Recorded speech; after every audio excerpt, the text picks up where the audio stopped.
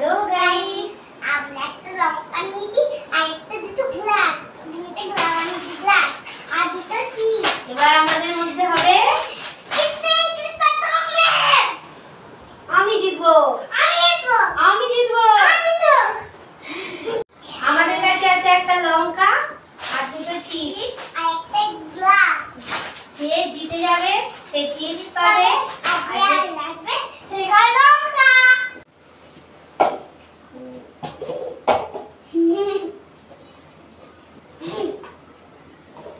এবার শুরু ফার্স্টে করছে।